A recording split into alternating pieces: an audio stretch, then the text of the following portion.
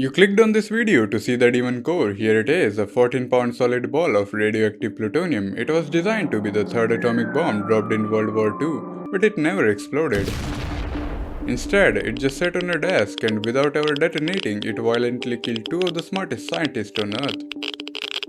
Subject: the demon core. Status: lethal. Weapon of choice: invisible radiation. How does a metal ball kill you without exploding, and why were the world's most brilliant physicists poking the equivalent of a loaded nuke with a literal screwdriver?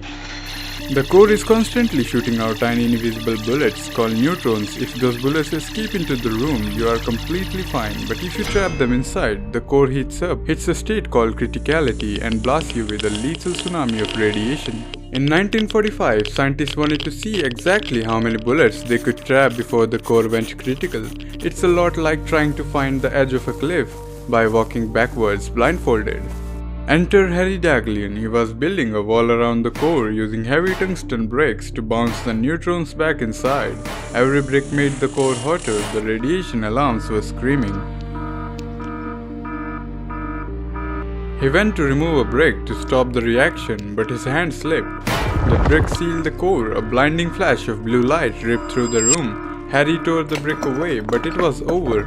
He absorbed a lethal dose of radiation and passed away 25 days later. Now, if your colleague was just melted from the inside out by a radioactive spear, you would probably put it in a vault and never touch it again, right? Or at least wear protective gears. Safety protocols: optional. Dress code: blue jeans and cowboy boots. The physicists at Los Alamos in 1940s were rock stars, and they acted like it. The legendary scientist Enrico Fermi literally watched them doing these manual experiments and warned them, "If you keep this up, you'll be dead in a year." Louis Slotin basically said, "Hold my beryllium." 9 months after the first accident, Slotin decided to run the exact same experiment. He lowered a heavy beryllium dome directly over the core to trap the neutrons. If the dome closed completely, the core would go critical and the 8 men in the room would die. Experiment: tickling the dragon tail. Equipment: one highly advanced scientific tool. To keep the heavy dome from snapping shut, Slotin simply wedged a flathead screwdriver under the rim, a tool you might have in your kitchen drawer right now. He was twisting the blade to control a nuclear reaction with it. On May 21st, 1946, it happened. It slipped. The dome slammed shut.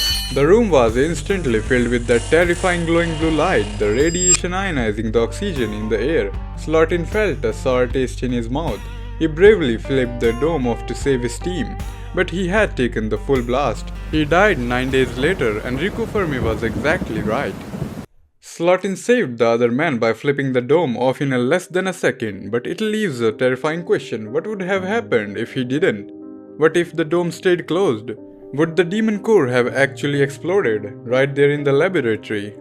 The short answer would be no. It wouldn't have looked like a nuclear bomb going off. To create a massive city-destroying mushroom cloud, the core has to be perfectly crushed from all sides at the exact same time by explosives. If the dome had stayed closed, the core would have just kept heating up.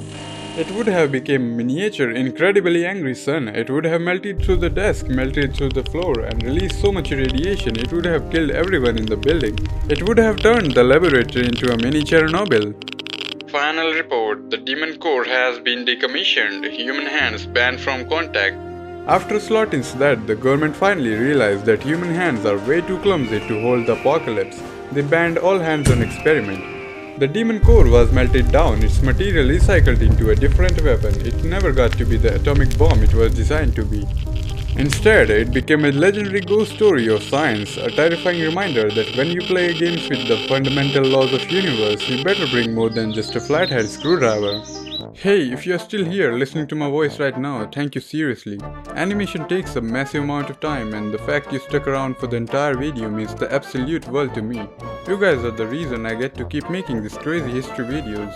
If you enjoyed learning about the world's most dangerous paperweight, please hit that like button and subscribe so you don't miss out the next weird history lesson. Drop a comment below telling me what insane historical event I should animate next.